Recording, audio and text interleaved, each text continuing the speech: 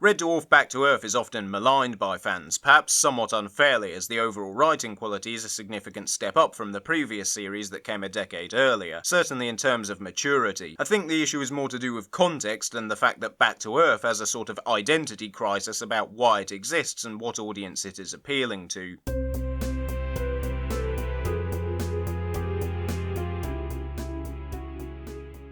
So after Series 8 ended on a cliffhanger, the sci-fi sitcom Red Dwarf would go on a very long hiatus, and judging from the content of that series it was probably for the best. Showrunner Doug Naylor would attempt to get a Red Dwarf movie off the ground without success, and the show would ultimately return to our screens in 2009, with a 3-part miniseries later edited into one continuous director's cut, broadcast on the UKTV subsidiary channel Dave. 9 years later, Kochanski is missing, presumed dead, and the rest of the crew are once more marooned and alone in space. The first episode starts out relatively sedately, taking the time to reintroduce each of the 4 main characters, and one thing that becomes apparent quite quickly is the absence of a laugh track. As in Series 7, the show was recorded without a live studio audience, and just like in that series, the performance and energy level of the actors is noticeably affected, leading to jokes such as Lister ironing his sneezes to annoy Rimmer that don't land with quite the same impact they otherwise might have. Anyway, with the main cast re-established, we learn that a giant squid has taken up residence in the water tank, and the crew go down in a diving bell to investigate. Well, all except for Rimmer, who remains on the surface listening to music and generally being incompetent while the others are attacked by the squid. Now, we need to talk about Chris Barry's character. Prior to his departure early on in Series 7, Rimmer had undergone some character growth, with a significant turning point coming in the Series 6 finale Out of Time, where he takes the decision to stand up and fight against the Dwarf's future selves, and then heroically attempts to destroy the time drive which brought about the situation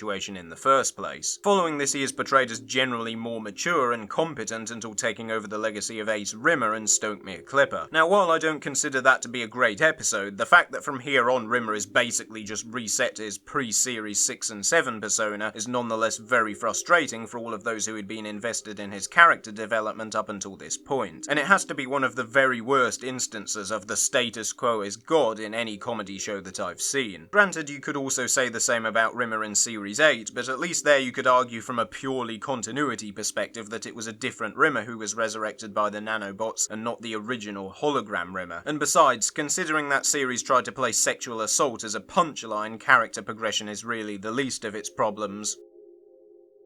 Now, following the diving bell scene, things get weird. Firstly, a new hologram appears by the name of Katerina Bartkovsky, who claims she can use DNA extracted from the squid to create a dimension-cutting device so that Lister can bring back a mate with which to recreate the human race. I would say this would cause some inbreeding issues, but then this is the same show that once played the idea of someone being their own dad and their girlfriend being their mum completely straight. Anyway, once the device is activated, it declares their own dimension to be invalid, and in the most out-of-left-field plot twist, the dwarf is are sucked through a portal into the real world, where they discover they are in fact fictional characters from a science fiction comedy show named Red Dwarf that airs on a TV channel called Dave. Now, I have thoughts about this, but let's start out with the positives. I do really admire how committed the story is to its concepts, to the point where if you have Back to Earth on DVD, the box art is exactly the same as it looks on the case that is shown on screen in episode 2, and Lister even reads out the text on the back word for word. Of course, we do later find out that it was all just a hallucination brought on by ink from the squid, and the way this payoff is set up and hinted at is actually quite clever. I mean, the biggest clue is in the freaking title, Back to Earth, which follows the same naming convention as Back to Reality, the Series 5 finale which featured the same gimmick involving a squid. As a matter of fact, anytime a Red Dwarf episode name starts with the word back, you can bet there's going to be some sort of Inception-style fake nested reality stuff going on. There's also some neat attention to detail that rewards a second viewing, with how the appearance of Katerina and references to dimension hopping only occur after Lister throws a squid tentacle at Rimmer, so we can assume this is the point where the crew will become contaminated with the ink and the hallucination begins. It's also revealed that Kochanski isn't actually dead, and Crichton just lied about that to save Lister's feelings, leading to a dilemma similar to the one presented in the novel Better Than Life, where Lister is undecided about whether to stay in the hallucination with the fake Kochanski or return to reality. Whereas the emotional drama in Series 7 often centered around wacky and absurd concepts, concepts like Lister being his own dad, this time it is far more grounded, focusing initially on Lister's grief and then on his struggles with self-esteem and self-worth. For this reason I find it is a lot more effective. So overall I don't have any issues with the gimmick itself or how it is executed. The problem is more to do with timing. To put things into context, Red Dwarf had been off the air for 10 years at this point, and that's quite a long time. Indeed, many fans regard this period as the equivalent of the wilderness years in Doctor Who. However, unlike the revival of Doctor Who, Back to Earth isn't really trying to appeal to new viewers, and instead pitches itself primarily toward hardcore fans, with an abundance of fan service and a plot that is effectively a sequel to a previous episode. If I was a casual viewer watching Back to Earth, I'd be thinking, who is Kachansky? What is a despair squid? What's a polymorph or a hollyhop drive? The fourth wall-breaking gag about Series 9 supposedly being the greatest series of the show, despite the fact there is no Series 9, would probably go over the head of most of the casual audience as well. In fact, the first time I ever watched this story, I remember thinking the whole bit about Lister in the bathtub was actually referencing an earlier episode. But for hardcore fans with nostalgic memories of the classic series, I can imagine Back to Earth being quite alienating as well, purely because of how experimental it is. As much as seeing the cast strutting around the set of Coronation Street may be interesting and provide opportunities for hilarity, it doesn't really feel like Red Dwarf, and it doesn't capture that nostalgia in the same way that Series 10 does, for instance, which came after Back to Earth. Even though the description on the box says otherwise, I know it's confusing. Not helping is the fact that from the moment the hallucination segment begins, the story starts homaging Blade Runner for no particular reason, culminating in a scene where the crew have a conversation with the creator. What's really strange is that for the most part, these metatextual references don't seem to be satirizing or poking fun at the source material in any creative way, but rather they mainly consist of just copy-pasting scenes from Blade Runner and changing the context a little. It's utterly superfluous, and I'd argue in some cases detrimental to the whole central gimmick of them being fictional characters, because for instance, why would there be a Blade Runner style building in the middle of London if this is supposed to be our reality? Multiverse 101 and all that.